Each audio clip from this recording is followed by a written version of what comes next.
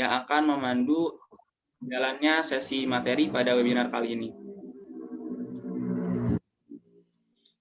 Baik, pada sesi materi ini akan ada 2 narasumber kita yang akan menyampaikan materi. Untuk penyampaian materi yang pertama akan disampaikan oleh Ibu Dr. Elo Kadriwati, Dr. PKM Camas Kabupaten Serang. Di sini saya akan bacakan CV materi yang pertama.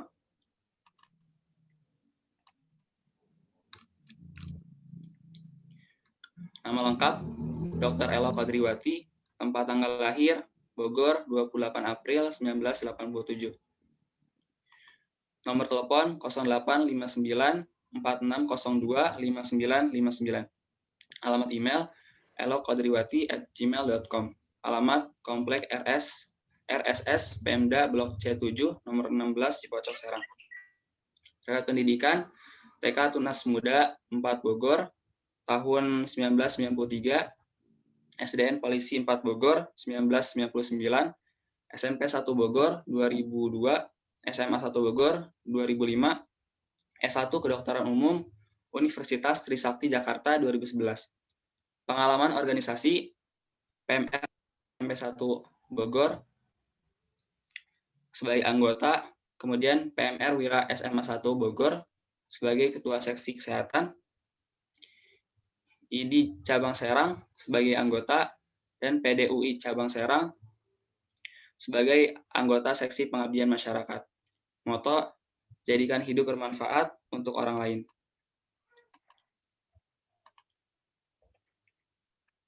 Baiklah, sini langsung saja kita sudah tersambung dengan pemateri kita atau narasumber kita yang pertama, Ibu Dr. Elo Kadriwati. Bagaimana kabarnya, Ibu? Baik, alhamdulillah. Terima kasih banyak atas kesempatan pada pagi menjelang siang ya. Ya, Alhamdulillah, semoga semuanya dalam keadaan sehat ya di masa pandemi COVID-19 ini. Bapak Camat juga alhamdulillah turut hadir di sini ya Pak ya. Semoga Bapak juga selalu diberikan kesehatan, selalu sehat Pak. Semoga juga untuk Ibu dosen ya, Ibu Siti Aisyah ya Bu ya. Salam kenal juga ya Bu. Kenal Ibu. Baik. Ini mungkin materi yang pertama ya akan disampaikan oleh narasumber kita, Ibu Dr. Elo Kadriwati, yang akan menyampaikan materi tentang mengenal COVID-19 dan vaksin COVID-19.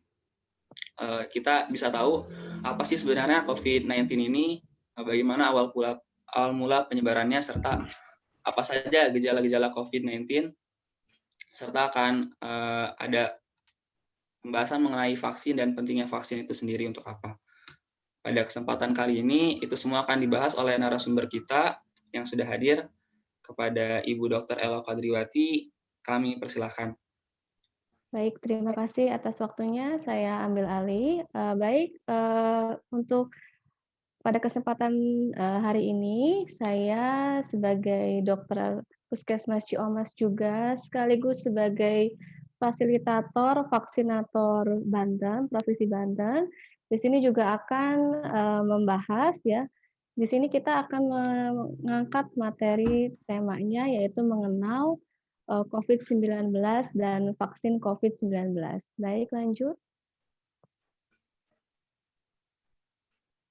Lanjut slide. Halo?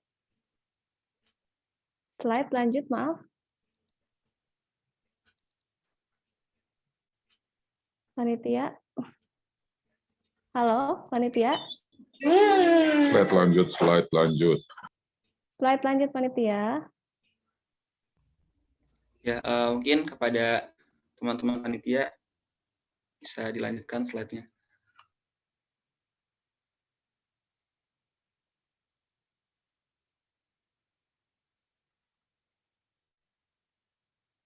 Apa saya aja yang sharing ya? Boleh mungkin Ibu sharing saja. Sepertinya ada kendala sinyal Bu dari host-nya. Oke.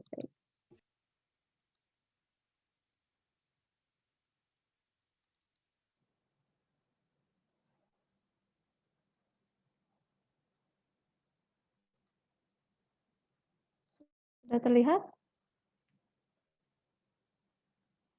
Sudah terlihat slide-nya? Sudah terlihat Sudah, Ibu. Ibu, sudah. Oke, baik. Oke, saya lanjutkan ya. Oke, tadi sudah dijelaskan ya. Saya Dr. Elo Kodriwati. Unit kerja saya di Puskesmas Ciomas, Dinas Kesehatan Kabupaten Serang, Provinsi Banten. Sekaligus di sini juga saya sebagai fasilitator vaksinator Provinsi Banten juga, gitu. Oke, lanjut ya. Jadi COVID ini awal mulanya datang ke Indonesia, itu seperti kita tahu ya, Indonesia positif corona itu sejak tanggal 2 Maret tahun 2020. Awalnya kita tahu sendiri ya, pada saat itu ada 2 orang asal Depok, Jawa Barat yang terinfeksi virus itu setelah melakukan kontak dengan warga negara Jepang. Nah, ini disebut dulu kasus 01 sama kasus 02 ya. Oke, apa itu coronavirus? Jadi coronavirus ini adalah termasuk jenis virus yang menyebabkan sakit pada manusia dan hewan. Pada manusia ini, coronavirus ini menyebabkan gejala flu sampai MERS dan SARS gitu. Jadi sebetulnya dia sebelum terjadi COVID saat ini, dia pernah menyebabkan MERS dan SARS. Jadi dulu di negara Timur Tengah dulu. Nah, tapi kemudian saat ini coronavirus dikenal sebagai penyakit COVID-19 gitu. Nah, awal mulanya itu COVID-19 itu apa? Dia itu ternyata teridentifikasi pertama kali virus coronavirus jenis baru ini terjadi di Wuhan, Cina pada Desember tahun 2019. Makanya disebutnya COVID-19. Jadi coronavirus disease 19, jadi COVID-19. Jadi gitu awal mulanya disebutnya COVID-19. Lalu kemudian sekarang ini mulai muncul mutasi-mutasi virus yang baru ya, yang kita mungkin saat ini sudah mendengar atau membaca di media sosial atau televisi. Jadi saat ini di Indonesia ini sudah terdapat beberapa varian baru gitu. Jadi varian yang memang berbeda dari yang di Wuhan pertama kali muncul. Jadi ini dari Kementerian Kesehatan sendiri sudah ada 4 varian baru yang harus diwaspadai dan sudah terdeteksi di Indonesia. Jadi ini varian Alpha, varian Beta, Gamma, dan Delta. Kalau varian Alpha ini disebutnya varian Inggris gitu ya. Kalau varian Delta itu disebutnya varian India gitu. Untuk varian Beta disebutnya varian Afrika gitu ya. Jadi ini awal munculnya sih gitu. Nah, saat ini memang yang sedang menyebar di Indonesia, yang sedang marak-maraknya lagi peningkatan kasus gelombang 2 ini adalah akibat dari varian Delta yang disebut-sebut memang memiliki daya virulensi yang cukup luas gitu. Jadi kalau dulu itu virus COVID-19 yang dari Wuhan itu kalau misalkan menyebar dia 1:3, jadi bisa menyebar ke 3 orang. Nah, katanya kalau yang ini dia lebih infeksius lagi penyebarannya. Makanya kenapa saat ini kasus COVID-19 di Indonesia ini saat ini sedang meledak gitu. Nah, ini COVID-19 ya, coronavirus disease 2019. Nah, ini di sini ada salah satu ilustrasi bagaimana COVID-19 ini bisa menginfeksi tubuh. Mungkin di sini ya, ibu-ibu dan bapak-bapak serta adik-adik sudah mengetahui ya, bagaimana cara penularan dari virus COVID-19 ini. Jadi, virus COVID-19 ini menyebar melalui droplets atau cairan yang berasal dari tubuh seseorang melalui batuk dan bersin. Gitu. Jadi ini dia ada seseorang yang batuk atau bersin, kan kalau kita batuk atau bersin kita mengeluarkan droplet ya yang kayak cairan-cairan kecil itu namanya droplet. Kemudian droplet tersebut ini mengandung virus dan terlempar ke udara dan masuk ke dalam tubuh orang lain apabila dalam posisi berdekatan. Jika tidak, virus akan bisa menempel di benda-benda sekitar. Halo? Terdengar suaranya? Terdengar. Oh iya.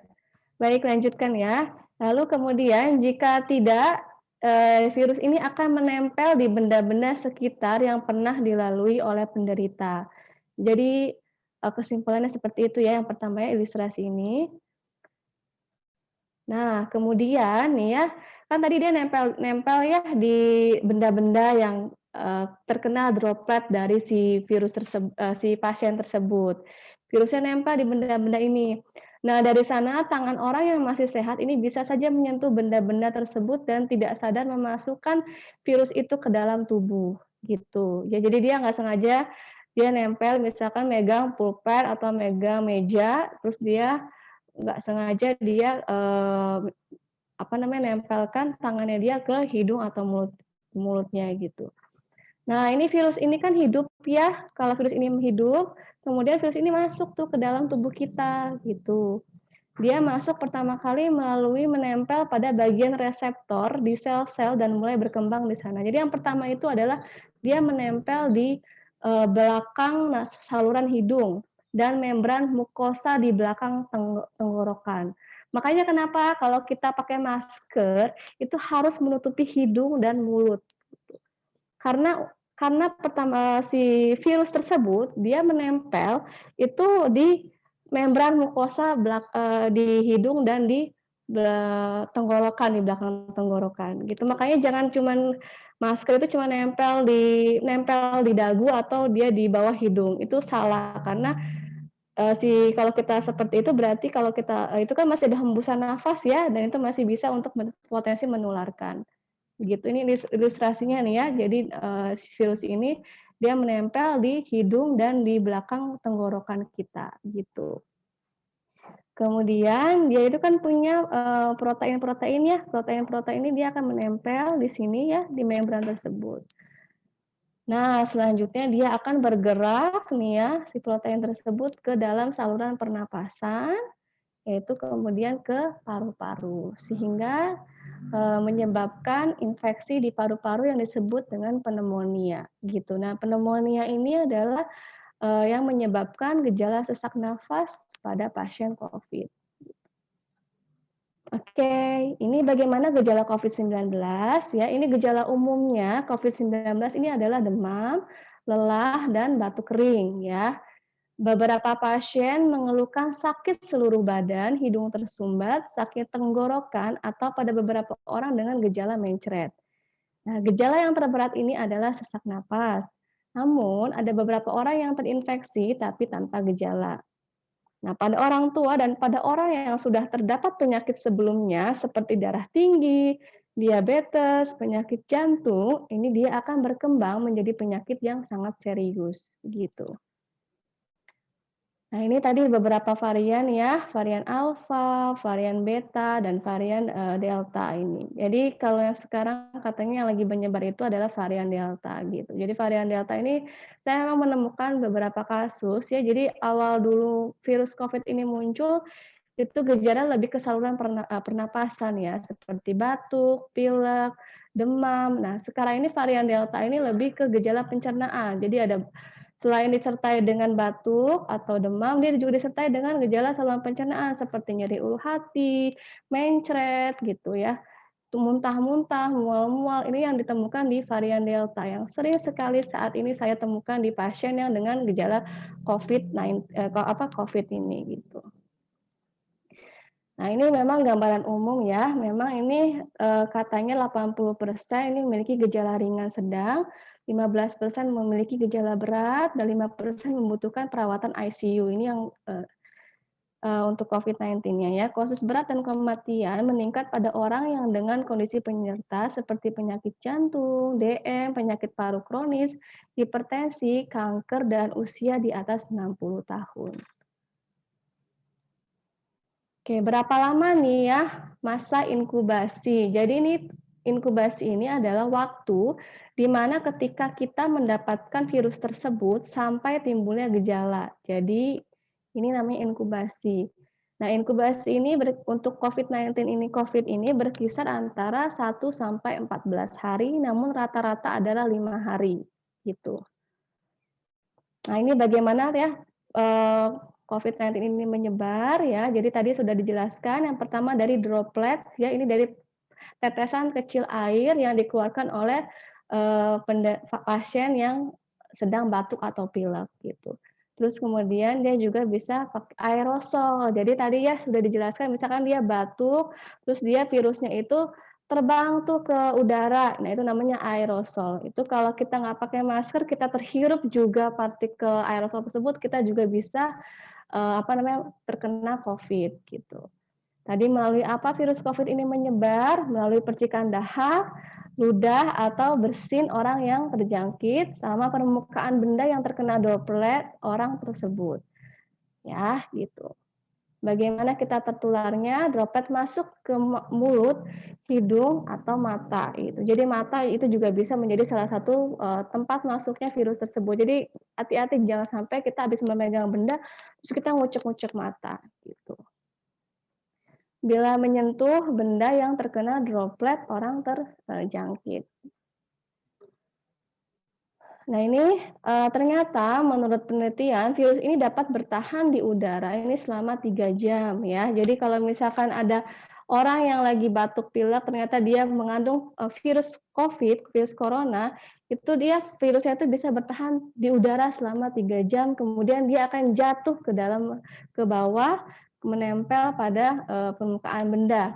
Nah ternyata si virus ini bertahan hidup di benda itu sangat lama ya. Jadi di plastik itu dia bisa sampai 2 sampai 3 hari. Ya, di kertas bisa sampai 4 sampai 5 hari. Di kaca 4 hari, di kayu 4 hari, di besi 2 sampai 3 hari.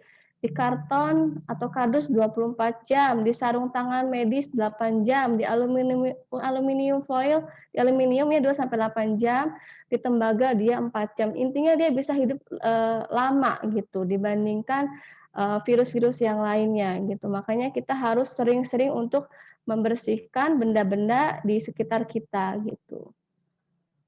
Nah, ini apakah virus tersebut bisa menular dari orang yang tanpa gejala? Bisa sekali. Jadi memang pada awal-awal gejala, kadang-kadang gejalanya sangat ringan nih, kayak orang yang ngerasa kayak masuk angin bilangnya gitu. Terus kan kalau masuk angin gitu orang nganggapnya sepele, dikerokin gitu. Padahal ternyata itu dia sudah mulai masa inkubasi.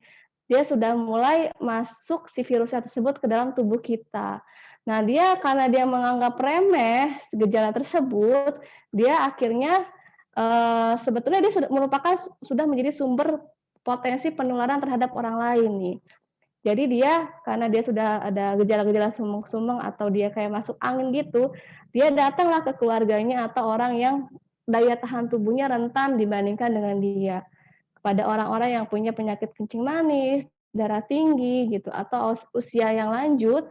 Nah, ini kalau misalkan ini dia bisa untuk terkena COVID yang lebih berat lagi, bisa sampai sesak napas. Makanya kenapa sekarang ini itu kasusnya meningkat gitu.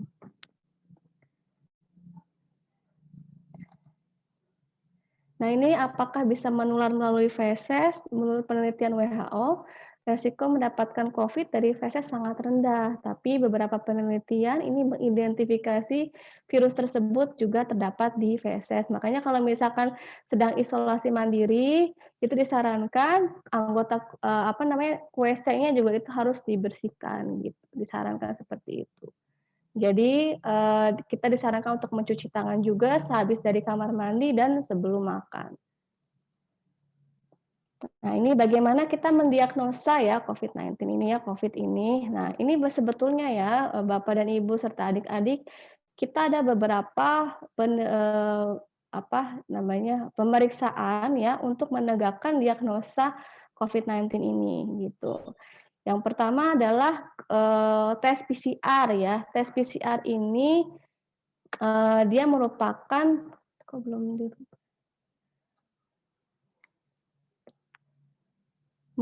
suatu golden standar ya. Jadi sebetulnya jadi untuk tes PCR dan tes antigen ini dilakukan 5 hari sesudah kontak dengan si penderita. Ini jadi 5 hari setelah kontak dengan penderita, atau misalkan 3 hari kalau untuk antigen ya itu 5 hari atau sesudah kita kontak. Tapi kalau misalkan kita ada gejala, kita bisa langsung melakukan pemeriksaan PCR atau antigen gitu. Ini tadi belum dirubah ya. Jadi gold standarnya itu adalah 5 hari. 5 hari tadi kan karena inkubasinya itu adalah 5 hari ya. Jadi disarankan kalau misalkan kita nih habis kontak sama pasien yang positif COVID-19, itu kita nggak bisa langsung melakukan tes gitu. Jadi kita harus nunggu, kalau orang yang nggak ada gejala harus nunggu 5 hari, tapi kalau ada orang yang sudah ada gejala, misalkan demam, batuk, pilek, itu bisa kita lakukan pemeriksaan antigen atau PCR gitu. Kalau untuk untuk pemeriksaan antigen dan PCR itu diambilnya melalui swab ya, jadi dari hidung sama dari orofaring, dari tenggorokan gitu. Kalau yang dari darah itu adalah namanya rapid test antibody. Nah, tapi kalau rapid test antibody ini dia memiliki hanya sebagai seperti pembanding saja gitu, dan dia hanya bisa dilakukan di tempat-tempat yang memang kira-kira tidak bisa dilakukan PCR sebagai penunjang antigen gitu. Nah, ini antibody ini juga memiliki sensitivitas sebesar 60-70%. Kalau rapid test antigen itu 92%. Sedangkan PCR itu dia memiliki sensitivitas sebesar 99%.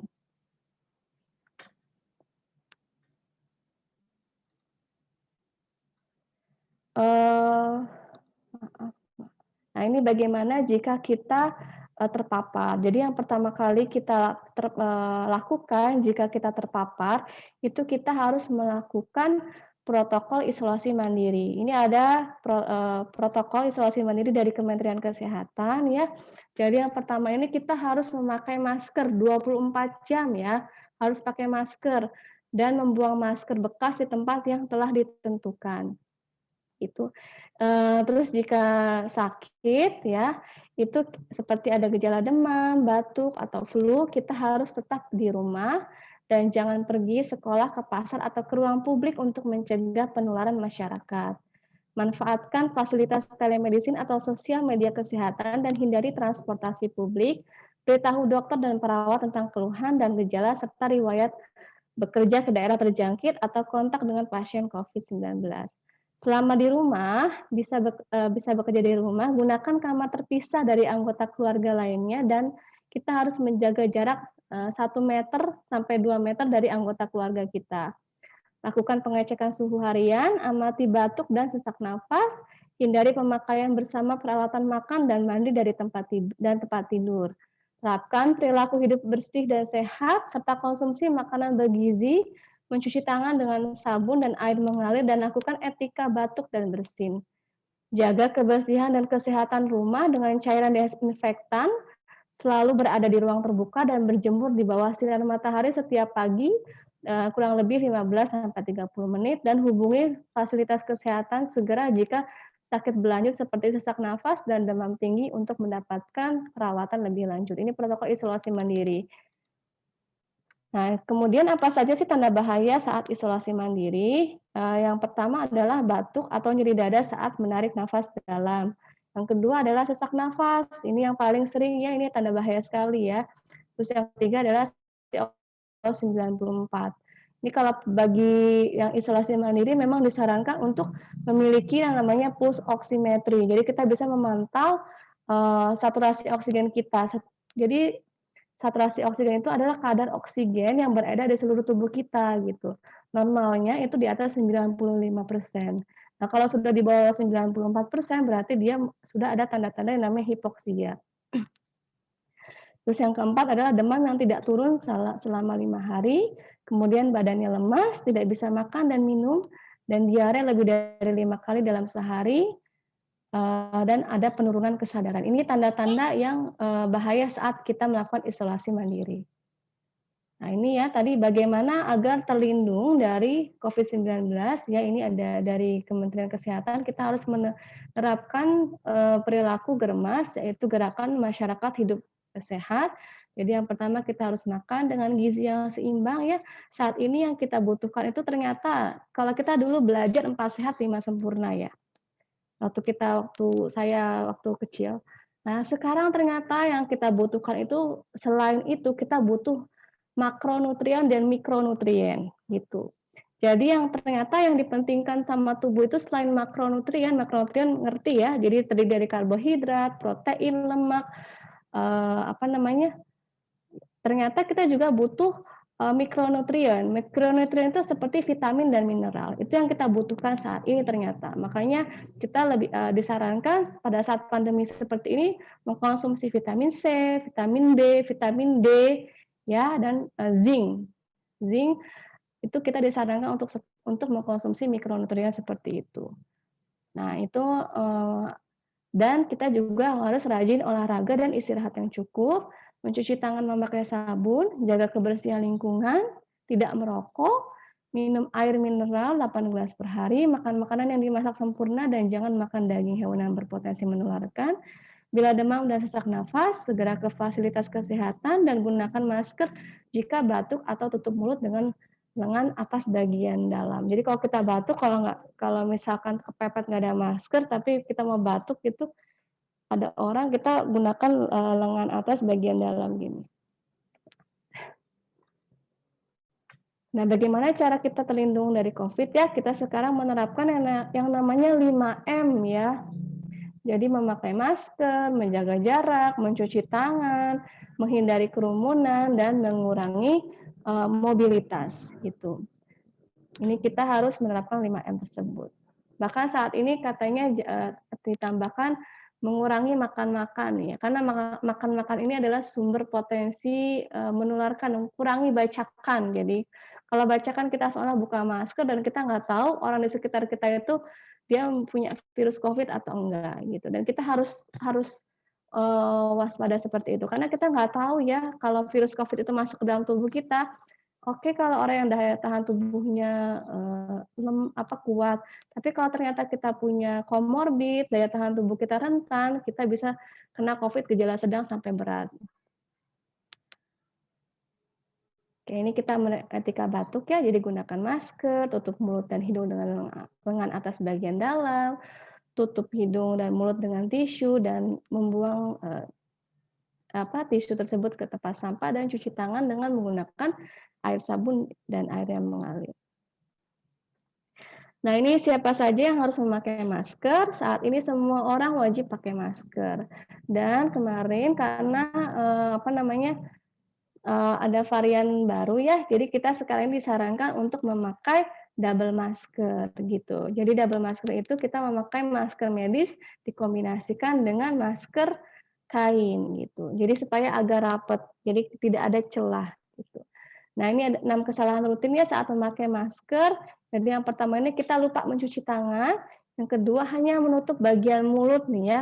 Jadi kalau misalkan menutup bagian mulut itu juga salah, karena kan tadi saya bilang kalau virus tersebut itu hidupnya pertama kali masuk di saluran mukosa hidung dan belakang tenggorokan gitu. Kalau misalkan mulut jangan ditutup, hidung enggak, virus tersebut masih menempel di hidung kita gitu. Menurunkan masker ke dagu. Nah, ini juga kita harus melipat masker ya. Jadi kalau kita setelah selesai memakai masker, kita harus melipat maskernya. Jadi di yang bagian luar ya itu dilipat ke bagian dalam gitu. Lalu kita buang gitu. Nah, itu juga kita nggak boleh menyentuh-nyentuh, sering-sering menyentuh-nyentuh bagian depan masker. Itu bisa mengkontaminasi juga. Dan terlalu lama memakai masker. Jadi disarankan juga setiap 4 jam sekali itu masker harus diganti. Jadi kita harus mempunyai backup masker gitu. Nah, ini ya tadi ya, jadi masker ganda. Jadi saat ini disarankan oleh CDC juga dan WHO, kita karena terjadi varian dari COVID, kita disarankan untuk memakai masker ganda, yaitu kombinasi masker medis dan masker kain gitu. Atau boleh pakai masker KN95 atau KF94 gitu. Nah ini tadi ya, untuk cuci tangan ini kita sering sekali diingatkan di zaman pandemi sekarang ini untuk sering-sering mencuci tangan gitu. Namun cuci tangan juga kita harus menggunakan cuci tangan yang betul gitu. Jadi ada 6 langkah cuci tangan gitu. Jadi yang pertama menggosok-gosok kedua telapak tangan, kemudian gosok-gosok punggung tangan, sela-sela tangan, kemudian ini ya kunci tangan kita gini, kemudian putar tangan di jari, kemudian diputar ujung jemari juga gitu. Ini cara-caranya mungkin nanti bisa dipelajari ya. Oke, sekarang kita ke vaksinasi COVID-19 ya. Saat ini kan memang pemerintah sejak bulan Februari tahun 2020 ini sedang menggencarkan vaksin COVID-19. Yang pertama itu yang dilakukan vaksin adalah garda terdepan dulu yaitu tenaga medis. Kemudian yang tahap selanjutnya adalah pelayan publik ya dan PNS. Kemudian masyarakat umum kemudian lansia dan masyarakat umum begitu. Ini ada semboyan tak kenal maka tak kebal. Jadi vaksin itu melatih tubuh untuk kenal, melawan dan kebal dari penyebab penyakit seperti virus dan bakteri. Ini kita saat ini tentang vaksinasi COVID-19 ini hoax-nya banyak sekali ya. Jadi saya juga sebagai itu juga suka greget gitu karena kita Indonesia ini terlalu banyak yang hoax-hoax yang beredar dan akhirnya termakan juga masyarakat oleh hoax tersebut gitu ya. Jadi banyak sekali hoax itu kalau di Kominfo itu banyak sekali misalkan vaksin Sinovac paling lemah atau misalkan ada potensi bahaya vaksin segala macam, ada yang bilang vaksin itu juga terjadi pembesaran ini alat kelamin itu pernah juga dulu seperti itu ya. Nah, Indonesia ini memastikan vaksin COVID-19 itu aman dan halal. Jadi kita ini juga ketika sudah dikeluarkan izin BPOM-nya, izin EUA-nya ya, Emergency Use Authorization atau penggunaan izin kegawat daruratan oleh BPOM, itu juga dikeluarkan juga biasanya oleh MUI juga. Jadi MUI juga itu dan Kementerian Agama juga memastikan bahwa vaksin tersebut itu secara hukum itu halal dan aman kita gunakan gitu. Nah, ini kenapa sih kita harus divaksin COVID gitu? Ya, ada di sini ada 4 alasan kenapa kita harus divaksin COVID. Yang pertama ini dampak terhadap ekonomi. Seperti Bapak, Ibu, dan adik-adik ketahui ya, saat ini COVID-19 ini melanda dunia, terjadi pandemi di seluruh dunia, dan akhirnya menyebabkan krisis keuangan, krisis moneter di mana-mana. Ya, kayak misalkan yang tadinya, jadi Indonesia ini tadi dulunya sebelum terjadi pandemi itu menduduki secara peringkat dunia itu adalah negara dengan ekonomi menengah ke atas. Sekarang karena pandemi COVID-19 ini terjadi krisis moneter, akhirnya Indonesia turun kelas menjadi negara dengan ekonomi menengah ke bawah gitu. Ini dan kita bisa melihat juga dampak ekonominya karena terjadi krisis moneter, krisis keuangan, mungkin banyak juga yang di PHK akibat pandemi tersebut gitu ya, yang sekolah ditutup, yang mungkin tadinya ada tukang jualan gorengan atau makanan di sekolah kita, dia harus pindah atau berhenti jadi di situ pencahariannya gitu atau pindah di tempat lain, itu kan mempengaruhi kehidupan mereka juga. Dan ini yang kedua, karena kerentanan masyarakat kita semakin meningkat gitu untuk mengurangi tingkat ya transmisi dan angka kesakitan sebetulnya gitu, dan dampak terhadap sistem kesehatan. Jadi setelah kita tahu ya saat ini juga akibat pandemi COVID-19 yang gelombang kedua ini itu sistem kesehatan kemarin sempat kolaps gitu. Makanya pemerintah ini menerapkan PPKM darurat. Saya sendiri pun di puskesmas dan teman-teman saya di rumah sakit itu juga sudah kewalahan karena setiap hari Setiap hari kita bertemu dengan pasien yang positif COVID. Di Cioma sendiri itu hampir tiap hari. Saya sampai kemarin tuh sampai sakit kepala ya, jujur aja.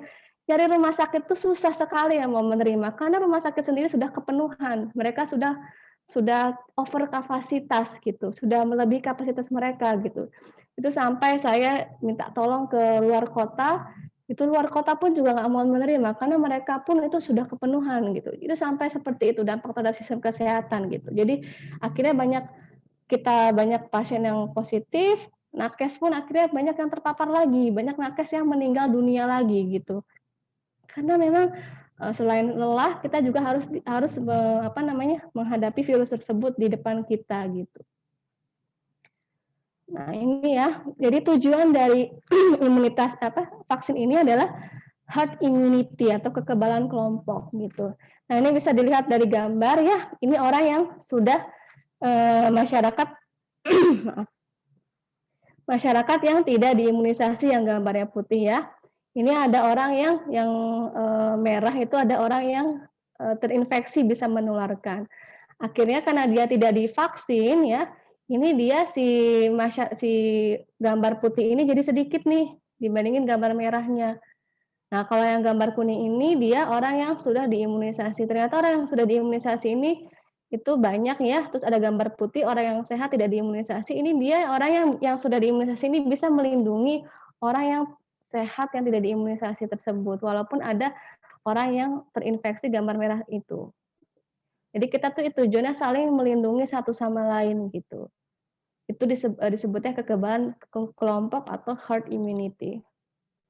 Nah, ini Indonesia ya, Kementerian Kesehatan sudah menetapkan 6 jenis vaksin COVID yang dapat digunakan di Indonesia.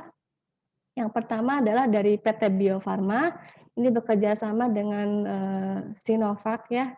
Jadi yang kedua adalah AstraZeneca, kemudian yang ketiga Sinopharm, yang keempat adalah Moderna, Pfizer, dan Sinovac itu sendiri. Dan semua ini sudah mendapatkan izin edar dan persetujuan dari BP POM. Nah ini bapak-bapak dan ibu-ibu serta adik sekalian ya. Nanti ini saya jelaskan sedikit tentang alur vaksinasi. Nanti mungkin jika bapak-bapak dan ibu-ibu serta adik-adik datang ke Vaskes, puskesmas atau rumah sakit ingin dilakukan vaksinasi, ini ada alurnya. Jadi ada ruang tunggu ya. Di sini ada 2 meja saat ini.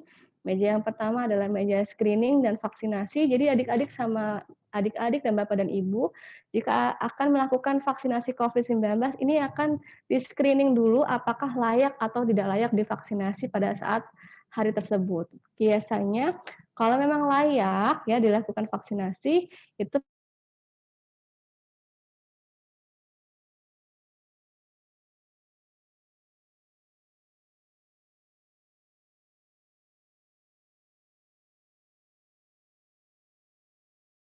nanti selanjutnya dijadwalkan vaksinasi kembali gitu. Kemudian di meja 2 ini meja pencatatan ya, termasuk pendaftaran dan perubahan data dan serta observasi.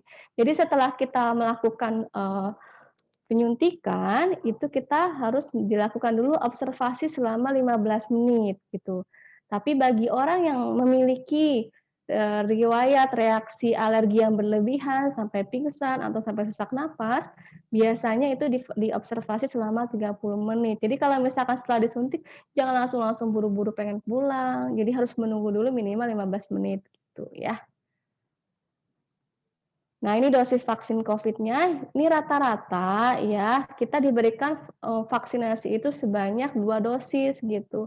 Tapi kalau sekarang karena pandemi dan kasus COVID-nya meningkat, itu diberikan booster untuk tenaga kesehatan gitu. Ini hanya untuk tenaga kesehatan saja karena kita adalah garda terdepan yang memang paling banyak menangani pasien COVID-19 gitu. Tapi untuk masyarakat itu diberikan dalam 2 dosis gitu. Ini ada nanti dijelaskan ya rata-rata ada 28 hari untuk AstraZeneca ini sampai 3 bulan diberikan dosis keduanya gitu. Tapi kalau rata-rata yang lain, vaksin-vaksin yang lain itu rata-rata 28 hari. Gitu. Nanti untuk penyuntikan vaksin itu kita dilakukan penyuntikan vaksinnya di lengan kiri bagian atas ya. Jadi nanti bagi perempuan nih ya, ini kalau mau vaksin itu jangan cari pakai baju yang memang bisa dibuka ininya ya. Mungkin pakai kemeja, jangan pakai kaos susah ya ke bawah-bawahnya. Jadi jangan terlalu ketat juga. Jadi kita harus menyesuaikan nih untuk yang perempuan cari baju yang memang bisa digunakan ketika kita vaksin yaitu dengan lengan kiri atas kita tuh gampang ditampilkan gitu ya. Nah ini paling banyak ya ditanyakan juga. Jadi setelah vaksin COVID-19 dosis pertama, dia terkena COVID nih. Jadi ibu-ibu, bapak-bapak, dan adik-adik, oh jadi banyak orang yang bilang setelah divaksin saya kena COVID. Jadi bukan. Jadi sebetulnya gini, COVID-19 itu ya, itu mempunyai tadi dijelaskan di slide awal-awal ya, itu masa inkubasi sebesar 1 sampai 14 hari dan rata-rata 5 hari gitu ya. Nah, itu mungkin pada saat hari tersebut dia sudah sebetulnya sudah terpapar virus COVID-19. Makanya ketika dilakukan screening nih, saya sebagai tim vaksinator suka bertanya, adakah dalam 2 minggu tersebut Bapak dan Ibu atau saudara kontak erat dengan penderita COVID-19 gitu. Adakah seperti itu pertanyaan saya? Apakah ada kontak, apakah ada batuk atau pilek atau demam gitu. Itu pasti pertanyaan yang akan ditanyakan oleh tim vaksinator ketika melakukan screening gitu. Ya, jadi kalau misalkan setelah pemberian vaksin saya positif COVID, bukan. Jadi bukan karena vaksinnya. Vaksin itu adalah kebanyakan ya di Indonesia itu adalah yang pertama yang Sinovac itu adalah virus yang dimatikan ya, virus yang tidak hidup gitu. Kalau yang tidak hidup kan dia masuk ke dalam aliran darah disuntikan. Kalau yang hidup itu yang tadi saya bilang dia masuk pertama kali ke mukosa hidung kita, kemudian ke tenggorokan kita gitu. Kalau vaksin yang dimatikan itu nggak mungkin dia masuk ke sini, nggak mungkin dia jadi jadi hidup lagi tuh nggak mungkin gitu. Jadi dia itu pada saat divaksin sebetulnya sudah terpapar sama virus COVID dan sedang dalam masa inkubasi. Mungkin 5 hari yang lalu nih atau beberapa hari yang lalu dia sudah terpapar gitu sama si virus tersebut dan dia divaksin, dia akhirnya menyalahkan si vaksin ini gara-gara divaksin saya jadi positif, padahal sebetulnya bukan gitu. Apalagi yang mRNA itu sebetulnya dia nggak ada vaksin nggak ada virusnya, itu cuma ada DNA-nya doang, nggak mungkin dia jadi positif COVID itu nggak mungkin gitu ya. Nah, kalau misalkan dia positif COVID setelah vaksin yang pertama, mungkin dia terpapar dari beberapa hari sebelum vaksin, itu bagaimana pemberian dosis keduanya? Nah, ini kalau untuk pemberian dosis kedua ini dan bagaimana harus yang dia lakukan gitu. Yang pertama itu adalah dia harus melakukan isolasi sesuai penanganan kasus COVID-19. Yang kedua, dia tidak boleh mendapatkan vaksinasi saat sakit atau selama masa isolasi untuk menghindari penyebaran virus ke orang lain. Yang ketiga adalah melakukan vaksinasi kedua setelah sembuh, yaitu 3 bulan berikutnya, gitu. Dan dia tidak perlu mengulangi dosis yang pertama. Jadi misalkan dia habis vaksin COVID yang pertama, dia sebetulnya dia sudah masa inkubasi itu, tapi dia disuntikan virus COVID, terus dia akhirnya positif gitu. Nah, itu nanti dia harus mengulangi vaksinasi yang kedua itu dosisnya setelah 3 bulan setelah sembuh. Nah, itu vaksinasi dosis yang kedua ini itu dilakukan dengan mendatangi puskesmas atau pasienkes yang terdekat gitu. Nah, ini penyintas COVID ini perlu mendapatkan dosis kedua agar terlindungi dari penularan kembali COVID-19 gitu. Ini juga ada banyak pertanyaan nih. Sudah vaksinasi kok kita tetap kena COVID-19 ya? Katanya gitu. Kok saya sudah kena vaksin tapi saya masih kena COVID-19. Jadi begini Bapak dan Ibu serta adik-adik, kita menggunakan vaksinasi itu, imunisasi itu sebetulnya sudah dari beberapa puluh tahun yang lalu gitu. Vaksinasi ini tidak menjamin memang kebal secara 100% gitu. Tapi vaksinasi ini adalah menciptakan suatu apa namanya, kekebalan yang jadi si tubuh ini mengenal gitu, pengenalan dari antigen gitu. Jadi kenal dulu. Nah, kalau kita misalkan kedapatan virus COVID, itu dia tidak akan terjadi gejala yang berat gitu sampai ke ICU. Ya, jadi seperti itu tujuannya ya. Jadi kan sekarang ini banyak orang-orang yang sampai gejala berat, sampai masuk ICU, meninggal.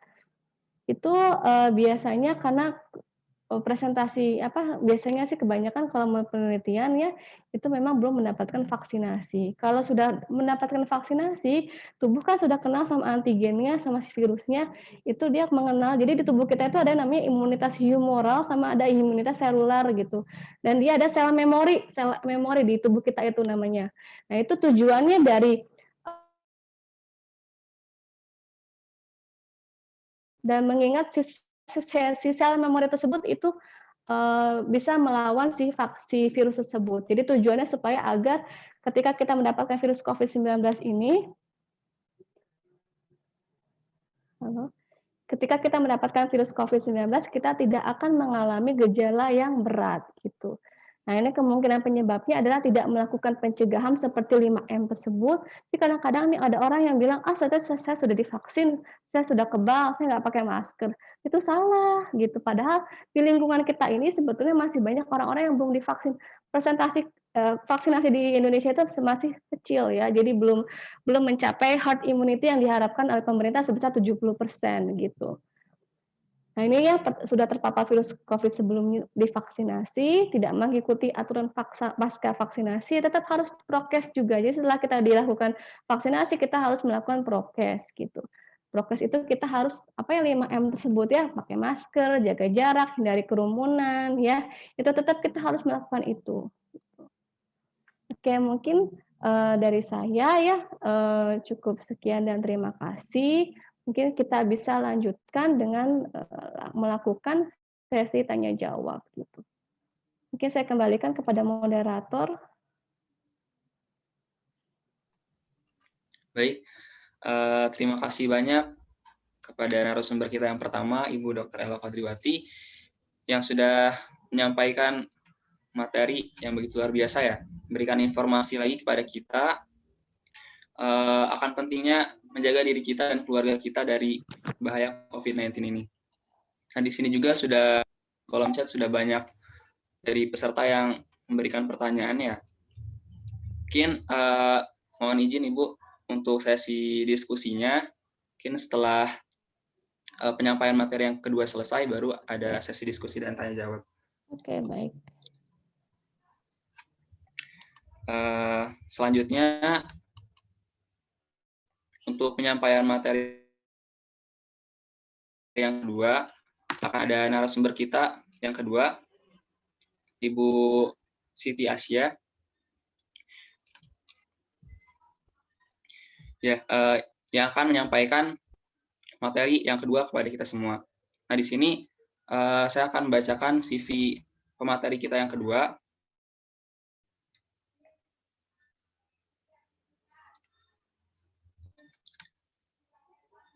Nama lengkap Siti DMT. Tempat tanggal lahir Ciamis 31 Januari 1986. Nomor telepon 0813 900 95 295. Alamat email sitiasia@gmail.ac.id. Alamat Jalan Muhammad Soleh 1 nomor E39C, Kelurahan Keramat, Kecamatan Senen, Jakarta Pusat. Lewat pendidikan Magister Teknik Sipil Universitas Indonesia tahun 2015, kemudian S1 Teknik Sipil Universitas Negeri Semarang 2007. Kemudian pengalaman kerja SMK Negeri 31 Jakarta sebagai guru tahun 2009 sampai 2011. Kemudian SMK Negeri 1 Jakarta sebagai guru tahun 2010 sampai 2018. Kemudian Universitas Mercubuana sebagai dosen tahun 2016 sampai 2018, dan Universitas Sultan Ageng Tirtayasa sebagai dosen dari tahun 2019 sampai dengan sekarang. moto sebaik-baik manusia adalah orang yang paling bermanfaat bagi orang lain. Baik, kita sekarang sudah tersambung dengan narasumber kita yang kedua, Ibu Siti Asyah, SPD MT. Ya, Bagaimana kabarnya, Ibu? sehat, alhamdulillah. Mas Rizky, gimana kabarnya? Alhamdulillah sehat juga, Ibu. Sehat ya. Mudah-mudahan ini semua kita selalu dalam lindungan Allah ya. Sehat, terhindar dari segala penyakit. Nah, ya, mungkin materi yang kedua ini akan disampaikan oleh narasumber kita yang kedua, Ibu Siti Asyah, SPD MT, yang akan menyampaikan materi tentang perubahan perilaku dalam pencegahan COVID-19. Nah, bagaimana peran dan strategi pemerintah dalam menekan angka penyebaran COVID-19 ini, serta bagaimana peran kita sebagai masyarakat membantu pemerintah dalam menekan angka COVID-19 ini, serta perubahan perilaku yang diharapkan sebagai upaya melawan COVID-19 ini. Mungkin langsung saja, pada kesempatan kali ini akan dibahas oleh narasumber kita yang kedua, kepada Ibu Siti Asyah, SPD MT. Kami persilahkan. Ya, baik, terima kasih moderator ya atas waktu yang diberikan. Sebelumnya saya ucapkan Assalamualaikum warahmatullahi wabarakatuh. Salam kenal juga kepada Pak Camat ya. Mohon maaf ini Pak, saya belum sempat bertemu langsung ya dengan Pak Camat, Pak Sekmat dan jajarannya. Kemudian ada Bapak Sekdes mungkin di sini kalau hadir ya dari Desa Sukabares. Kemudian salam kenal juga kepada Ibu Dokter Elo Qadriwati, Ibu, salam kenal. Sudah lengkap sekali tadi sebenarnya pemaparan materi dari Ibu Dokter ya. Hanya saya mungkin sedikit menambahkan saja. Selamat datang juga atau selamat mengikuti acara ini kepada masyarakat Sukabares dan para peserta webinar pada pagi hari ini. Baik, mungkin saya izin untuk share screen ya materi yang akan saya sampaikan.